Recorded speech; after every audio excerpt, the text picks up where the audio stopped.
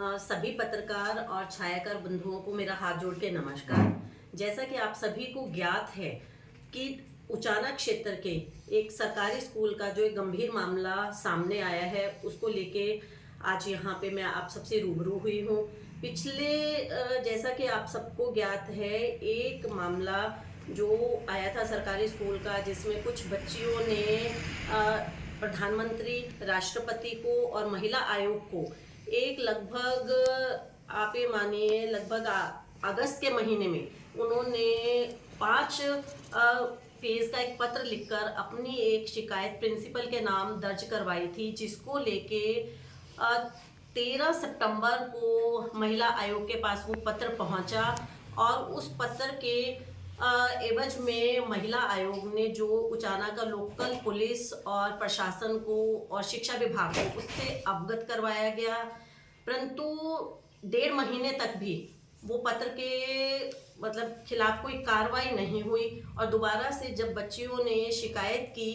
तो 30 सितंबर को उस प्रिंसिपल के खिलाफ एक FIR दर्ज हुई, जिससे आम जनता में ये मामला एक उजागर हुआ, जो एक बच्चियों के साथ छेड़खानी का मामला था, जो लगातार पिछले लंबे समय से चल रहा था। उस पे लेके जब महिला आयोग ने बच्चियों को पंचकूला में बुलाया, बच्चियों से बातचीत भी की गई, तो 4 नवंबर को जो आरोपी प्रिंसिपल को गिरफ्तार किया गया और तब से वो प्रिंसिपल जुडिशियल कस्टडी में है। परंतु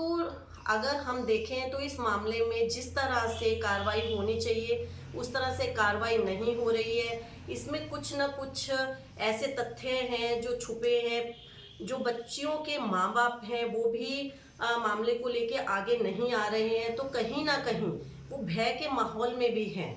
मैं खुद एक महिला हूँ, मैं एक माँ भी हूँ, बेटी भी हूँ, बहन भी हूँ, तो उसके नाते मैं उन माँ बाप का दर्द, उनकी तकलीफ बहुत अच्छे से समझ भी सकती हूँ कि किस तरह से वो एक भय के माहौल में हैं।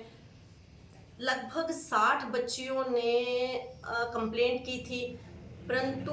और अपने बयान भी दिए थे इस मामले को लेके, परंतु धीरे धीरे अभी जब 2 दिन पहले आपने देखा होगा, आप सबको पता भी है कि जो SS अधिकारी शिवाजी आई थी, तो उस समय पे बहुत सारे माँ बाप से उन्होंने बात की, लेकिन सभी माँ बाप ने इस पे चुप्पी साध ली। जो 60 लड़कियों के बयान आए थे उसमें भी सिर्फ 5 बच्चियों के बयान ही दोबारा दर्ज कर पाए। तो इतना गंभीर मामला होते हुए भी हमारी इसमें प्रशासन से भी, सरकार से भी यही मांग भी है और कुछ हमारे इसमें क्वेश्चंस भी हैं कि ये हल्का हमारे जो उप मुख्यमंत्री जी का भी है और यहाँ से जो सांसद हैं वो भी इसी हल्के से हैं और खुद मुख्यमंत्री जी भी इस मामले में संज्ञान नहीं ले रहे हैं। समझ में नहीं आ रहा है कि इतने गंभीर मामले पे भी हमारे मुख्यमंत्री जी और उप मुख्यमंत्री जी क्यों चुप्पी साधे हुए हैं। और अगर हम इस मामले में देखें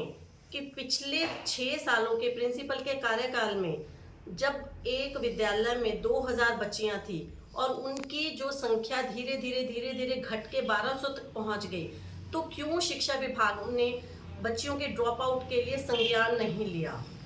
और उसके साथ साथ जो 60 बच्चियों आगे आई थी जिन्होंने पत्र लिखकर एक शिकायत दर्ज करवाई थी, अपने बयान दर्ज करवाए थे, तो उस पे अब तक पूरी तरह से जांच क्यों नहीं हो रही है, क्योंकि ये मामला इतना गंभीर है।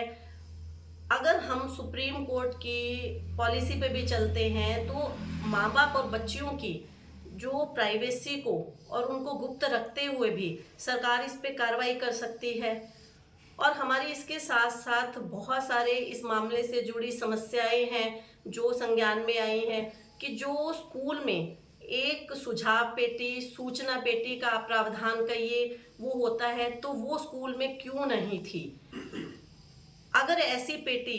स्कूलों में लगाई भी जाती है, परंतु अगर आप देखेंगे वो पेटियों को कभी खोला भी नहीं जाता। तो हमारी एक सबसे बड़ी मांग यही है कि स्कूलों में बच्चियों की सुरक्षा के लिए ऐसी सूचना पेटी का होना अनिवार्य तो है ही है, लेकिन उसके लिए एक डेट भी सुनिश्चित होनी चाहिए जिसमें एक एसडीएम लेवल के अधिकारी या एडीसी लेवल के अधिकारी उस पेटी को खोले और उसमें अगर किसी भी तरह की कोई शिकायत दर्ज है, अगर उसमें किसी तरह का बच्चियों ने सुझाव दिया है तो उस पर गौर भी किया जाए। साथ में जो एक सेक्सुअल हैरेसमेंट कमेटी का अभी स्कूल में गठन किया गया है, इस तरह की कमेटियां परमानेंट होनी चाहिए जो समय समय पर ऐसे स्कूलों में जाएं, बच्चियों से बात करें और उसमें उन बच्चियों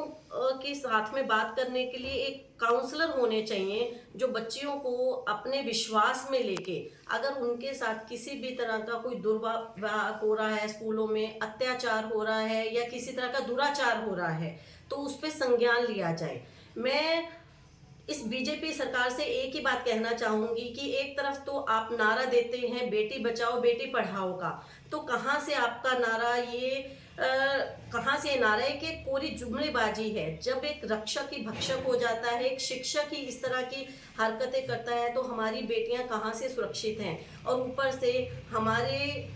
मुख्यमंत्री जी की इतने गंभीर मामले को लेके चुप्पी बहुत ही निंदनीय है। हम इसकी घोर निंदा भी करते हैं क्योंकि इस मामले ने हरियाणा को ही नहीं पूरे जींद जिला को ही विश्व पटल पे शर्मिंदा किया है। एक तरफ तो हम दौड़ में हैं विश्व गुरु बनने की तरफ, परंतु